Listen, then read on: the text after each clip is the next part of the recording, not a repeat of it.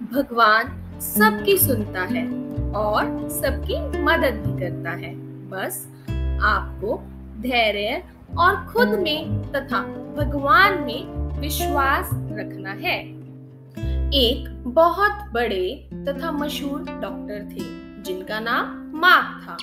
वह एक cancer specialist थे। एक बार किसी सम्मेलन में भाग लेने के लिए किसी दूर के शहर जा रहे थे। वहां उनको उनकी नई मेडिकल रिसर्च के महान कार्य के लिए पुरस्कृत किया जाना था।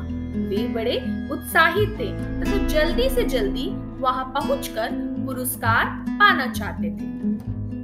उनके जहाज के उड़ने के बाद प्लेन में तकनीकी खराबी के कारण प्लेन को आपातकालीन लैंडिंग करनी पड़ी।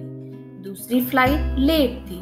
डॉक्टर को लगा कि वे अपने सम्मेलन में नहीं पहुंच पाएंगे, इसलिए वे प्लेन से उतरे और एक टैक्सी किराए पर ली, लेकिन बिना ड्राइवर के। इसलिए उन्होंने टैक्सी खुद ही चलाई।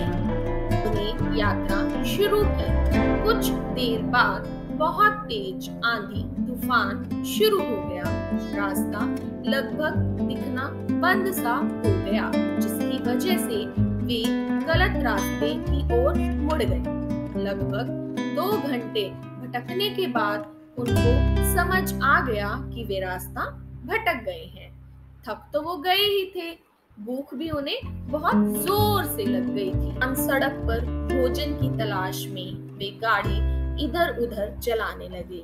कुछ दूरी पर उनको एक पुराना सा मकान दिखा। उन्होंने बिल्कुल मकान के नजदीक अपनी गाड़ी रोकी।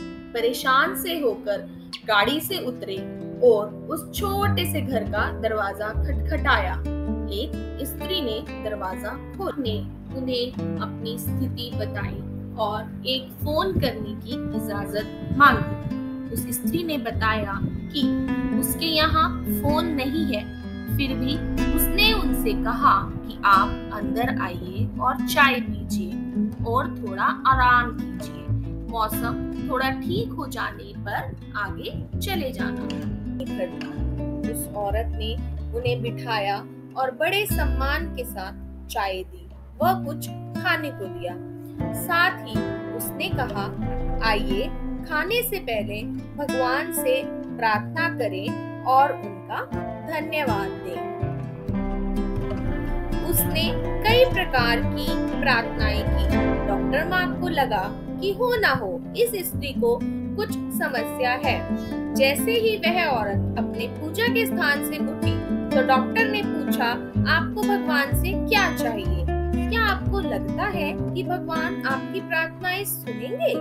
उस औरत ने धीमे से उदासी भरी मुस्कुराहट के साथ कहा, ये मेरा लड़का है और इसको कैंसर है, जिसका इलाज मार्क नाम के एक डॉक्टर कर सकते हैं, लेकिन मेरे पास इतने पैसे नहीं हैं कि मैं उनके पास उनके शहर जा सकूं, क्योंकि वे दूर किसी शहर में रहते हैं। डॉक्टर मार्क यह सुनकर बिल्कुल सुन्न हो गए। उनकी आंखों से आंसू गिरने लगे। वे अपने मन में कहने लगे, भगवान बहुत महान है। उन्हें सारा घटनाक्रम याद आने लगा। कैसे उन्हें सम्मेलन में जाना था, कैसे इस अनजान शहर में वे तूफान की वजह से रास्ता भटक गए और यहाँ आ गए। वो समझ गए कि यह सब इसलिए नहीं हुआ कि भगवान को केवल इस औरत की प्रार्थना का उत्तर देना था, बल्कि भगवान उन्हें भी एक मौका देना चाहते थे कि वे भौतिक जीवन में धन कमाने, प्रतिष्ठा कमाने आदि से ऊपर उठे और असहाय लोगों की सहायता करें। वे समझ गए कि भगवान चाहते हैं मैं उन लोगों का इलाज करूं जिनके पास धन तो नहीं है, लेकिन उन्हें भगवान पर विश्वास है। उन्होंने उस स्त्री को सच्चाई बताई और उनके बच्चे का इलाज करके उसे बिल्कुल स्वस्थ कर दिया और वे असहाय और गरीब लोगों का इलाज फ्री में करने। ये कहानी हमें 2 सीख देती है। एक तो ये कि हमें कभी भी भगवान से भरोसा नहीं तोड़ना चाहिए, और दूसरा, जितना हो सके हमें दूसरों की मदद करनी चाहिए। लेकिन हम पता है क्या सोचते हैं कि भगवान पहले आप कोई करिश्मा करके दिखाओ फिर हमें आप पर विश्वास होगा, जो कि बहुत गलत बात है।